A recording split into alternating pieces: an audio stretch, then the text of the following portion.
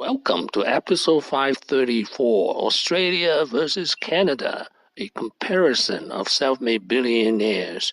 This is an outline of episode 534. There are three reasons why we compare Australia with Canada. First, this is my country studies. I have episodes on individual self-made billionaires, their biographies and lessons, but this is the country studies. Second, Australia and Canada have very similar economic development, both high taxation countries, both resource-rich and thinly populated, and both rely on immigrants for faster economic growth. Third, they have very similar number of self-made billionaires, 22 versus 26. First, the free ebook on Australia. 0 to Billions, Anyone Can, 22 Australian Self-Made Billionaires. This book is published in Amazon Kindle. Now the free ebook on Canadian Self-Made Billionaires, 0 to Billions, Anyone Can, 26 Canadian Self-Made Billionaires. Again, this book is published in Amazon Kindle. And here's how to get your free ebooks.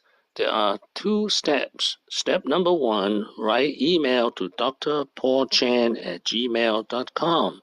Step number two, write Australia, or write Canada, or write Australia and Canada, and I will email you the free ebook in PDF format. Who are the Australian self-made billionaires? Now here is the list, but I won't go through all 22 of them, but only the three richest. The richest Australian self-made billionaire in 2019 is Hugh Wing Mao.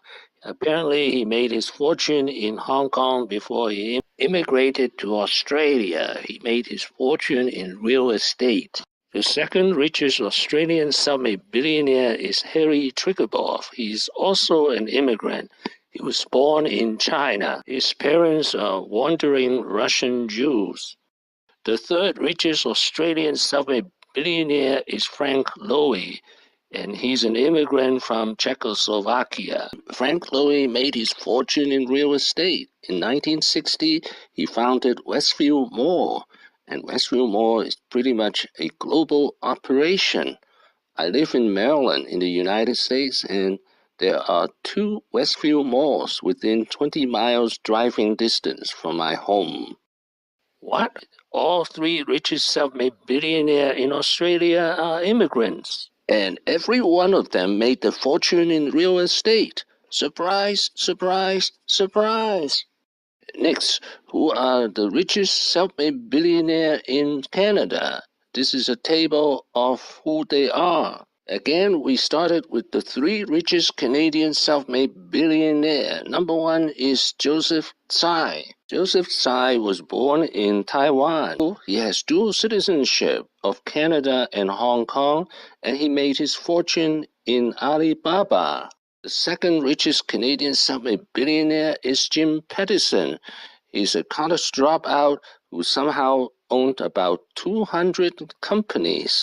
The third richest Canadian self-made billionaire is Garrett Camp.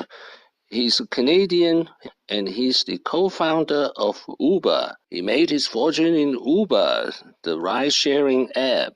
So we can say he was born in Canada, and he made his fortune in the United States.